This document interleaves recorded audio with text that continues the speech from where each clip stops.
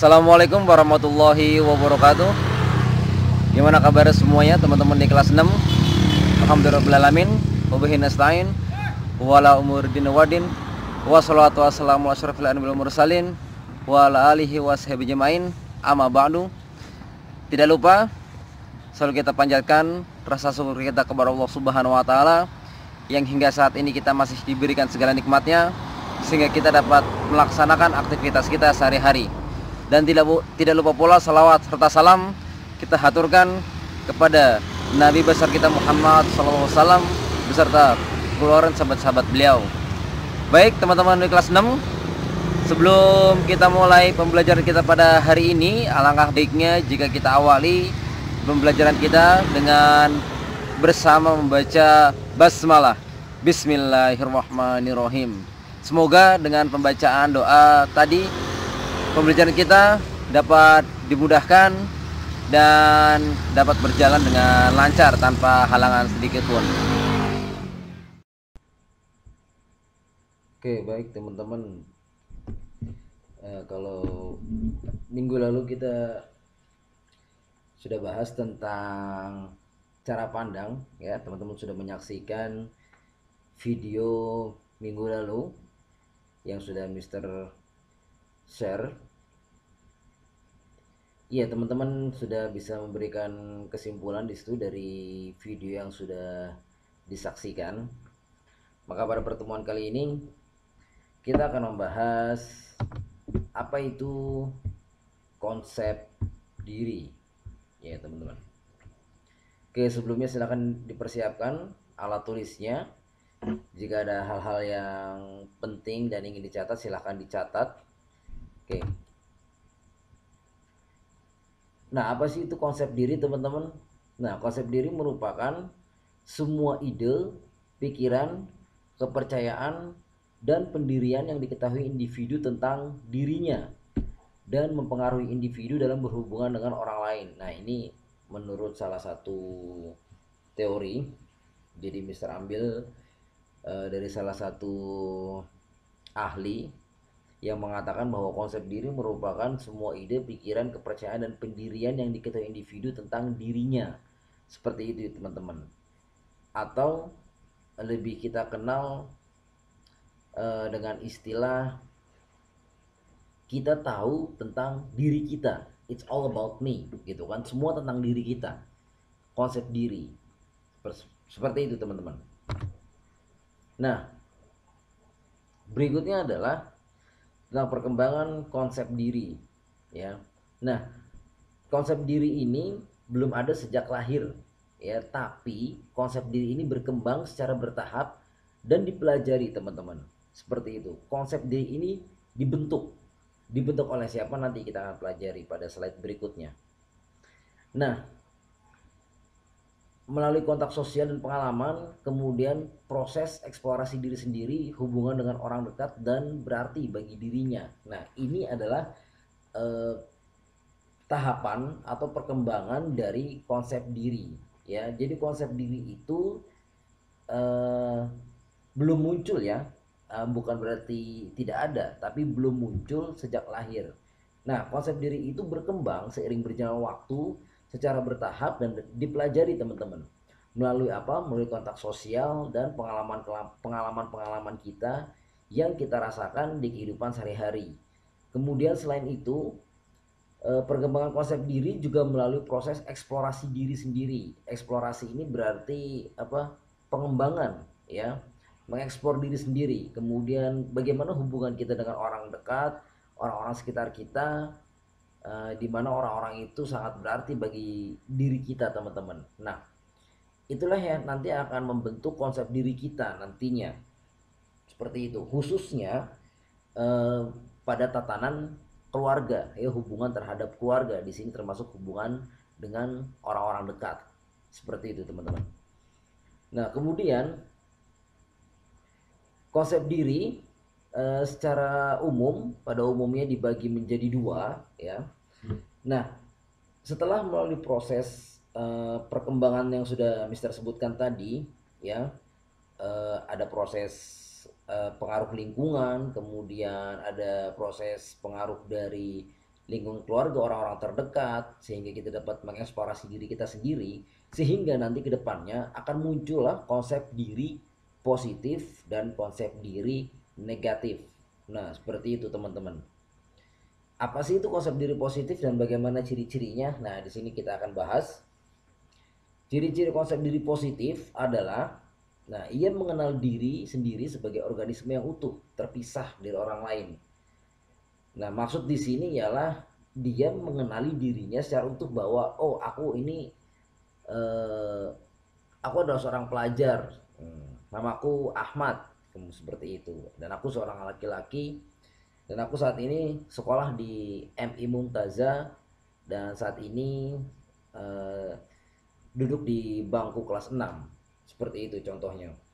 Kemudian mengakui jenis kelamin sendiri tadi, jadi dia tahu identitas dirinya, entah itu dia laki-laki atau perempuan. Kemudian memandang berbagai aspek diri sebagai suatu keselarasan. Nah, maksud di sini adalah ia memandang keseluruhan dirinya itu merupakan satu kesatuan, ya. Contohnya tadi, saya merupakan, nama saya Ahmad, saya adalah seorang pelajar yang sekolah di FI Mumtaza yang saat ini sedang duduk di bangku kelas 6. Nah, dia memandang dalam dirinya sendiri bahwa itu merupakan satu kesatuan, seperti itu, ya, tidak terpisah-pisah. Maksudnya dia paham, dia sadar bahwa dia seorang laki-laki, dia seorang pelajar yang saat itu sedang duduk di bangku kelas 6 di MI Mumtaza. Kemudian menilai diri sesuai dengan penilaian masyarakat. Nah, maksud dari menilai diri ini adalah evaluasi terhadap diri kita dari pandangan masyarakat, ya, tentu dari pandangan orang-orang sekitar, seperti itu. Nah, orang-orang sekitar akan memandang diri kita baik atau buruk tentunya dari perilaku, sikap yang yang kita eh, yang kita bersosialisasi dengan orang lain, orang-orang sekitar, seperti itu. Maka orang lain tentunya akan menilai diri kita, apakah diri kita ini termasuk orang-orang yang baik ataupun tidak. Kemudian berikutnya adalah menyadari hubungan masa lalu, sekarang, dan yang akan datang. Nah, salah satu seseorang yang memiliki konsep diri positif, dia menyadari tentang masa lalunya, kemudian masa saat ini, dan yang akan datang. Maksudnya di sini adalah ia sadar betul tentang masa lalunya, yang mana jika ternyata masa lalunya itu perlu ada perbaikan-perbaikan dalam dirinya untuk mengembangkan diri secara lebih baik lagi, maka tentunya ia akan ada evaluasi di masa sekarang, seperti itu. Mungkin contohnya seperti ini, mungkin di saat kelas 5 si Ahmad nilainya jelek, anjlok. Nah, kemudian di masa sekarang, nah, berarti pada masa yang saat ini sedang berjalan, dia duduk di kelas 6 ini, ia boleh memperbaiki nilainya sedikit demi sedikit, dia belajar menjadi lebih giat dan sebagainya. Dan kemudian yang akan datang adalah targetnya ia akan lulus dengan hasil yang maksimal, seperti itu, atau bahkan dia targetnya bisa menjadi juara kelas. Itu, jadi dia menyadari betul tentang kekurangan dirinya, sehingga itu menjadi evaluasi bagi dirinya yang akan ia kembangkan lebih lanjut lagi, lebih baik lagi. Kemudian yang terakhir adalah memiliki tujuan yang dapat direalisasikan. Nah, seperti yang sudah Misteri jelaskan tadi, bahwa si Ahmad kedepannya pada masa yang akan datang targetnya adalah lulus dengan nilai yang baik atau nilai yang sempurna lah, seperti itu. Nah, orang-orang yang memiliki konsep diri positif tentunya memiliki tujuan hidupnya, seperti itu teman-teman. Dia ada hal yang ingin dicapai, yang ingin dicapai si Ahmad adalah nilai yang baik dan sempurna. Maka saat ini ia belajar dengan rajin, ia belajar dengan giat, seperti itu teman-teman. Oke, kita lanjutkan.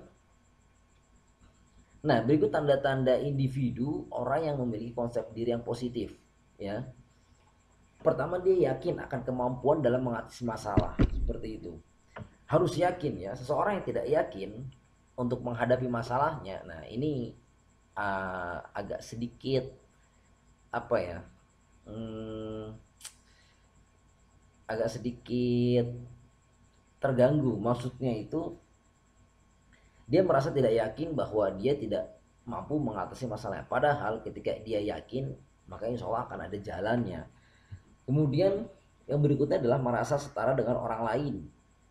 Nah, menerima pujian tanpa rasa malu, menyadari bahwa setiap orang mempunyai berbagai perasaan dan keinginan serta perilaku yang tidak seharusnya disetujui oleh masyarakat. Mampu introspeksi diri dan memperbaiki diri. Nah, ini adalah tanda-tanda orang yang memiliki konsep diri positif. Dia yakin terhadap masalahnya, dia yakin dapat mengatasi masalah tersebut. Kemudian dia tidak minder ya, jadi dia merasa setara dengan orang lain, seperti itu, tidak rendah diri. Kemudian menerima pujian tanpa rasa malu dan menyadari bahwa setiap orang mempunyai berbagai perasaan, keinginan serta perilaku yang tidak seharusnya disetujui oleh masyarakat. Maksudnya di sini adalah dia memiliki kebebasan, tapi kebebasan itu dibatasi oleh kebebasan orang lain. Seperti itu, teman-teman. Kemudian yang terakhir, dia mampu menginstruksi dirinya sendiri. Oke, berikutnya adalah, nah, kebalikannya, ini adalah tanda-tanda individu dengan konsep diri negatif. Orang-orang yang memiliki konsep diri negatif ya, ia cenderung bersikap hiperkritis, seperti itu. Maksud dari hiperkritis ini di sini adalah dia kritis terhadap suatu hal, tapi terkadang dia tidak memberikan saran terhadap kritis tersebut. Ya, contohnya si A memberikan kritik terhadap si B, tapi si A tidak memberikan saran kenapa dia mengkritik si B, seperti itu.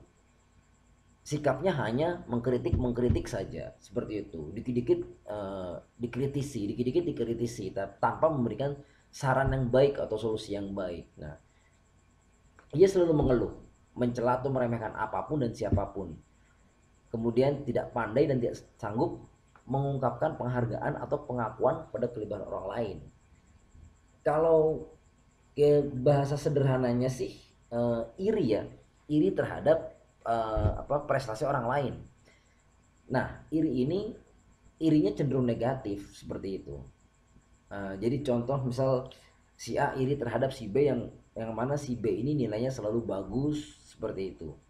Maka ia akan beranggapan wah paling dia ngerjain soalnya nyontek, seperti itu. Ia akan selalu mencela, dia akan selalu meremehkan, dia mah paling ngerjain soalnya karena ngelihat buku. Nah, seperti itu. Selalu mengeluh atas kelebihan orang lain, seperti itu, teman-teman. Kemudian cenderung merasa tidak disenangi oleh orang lain. Nah, itu kan berarti ketika ia ada sikap yang seperti ini, maka otomatis orang lain tidak akan senang dengan dia, seperti itu. Kemudian bersikap pesimis terhadap kompetisi. Nah, apabila ada kompetisi, ia cenderung minder, cenderung pesimis, cenderung mundur terlebih dahulu. Oke, berikutnya adalah, nah ini perbedaan antara konsep diri negatif dan positif ya. Konsep diri negatif akan mudah menyerah sebelum berperang tuh. Ia cenderung menyerah terlebih dahulu, pesimis tadi. Dan jika ia mengalami kegagalan, cenderung akan menyalahkan diri sendiri ataupun orang lain. Berbeda dengan konsep diri positif, ia bersikap optimis, percaya diri, dan selalu bersikap positif terhadap segala sesuatu, termasuk kegagalan yang dialaminya gitu. Kegagalan tidak dipandang sebagai akhir dari segalanya, tapi dijadikan pelajaran berharga untuk melangkah ke depan. Individu yang memiliki konsep diri positif akan mampu menghargai dirinya sendiri. Nah, seperti itu, teman-teman. Kemudian, itu tadi sedikit penjelasan tentang konsep diri. Semoga teman-teman bisa memahami. Apabila ada pertanyaan dan hal-hal ingin didiskusikan, mari kita diskusikan bersama. Oke, itu saja dan terima kasih. Baik, alhamdulillah demikianlah tadi materi yang sudah Mister sampaikan. Semoga apa yang kita pelajari hari ini dapat bermanfaat untuk kita semua. Apabila ada hal-hal yang ingin didiskusikan atau ditanyakan, teman-teman bisa komentar di kolom komen pada aplikasi Al-Mumtazah. Kurang lebihnya Mister mohon maaf, sampai bertemu di minggu depan. Wassalamualaikum warahmatullahi wabarakatuh. wabarakatuh.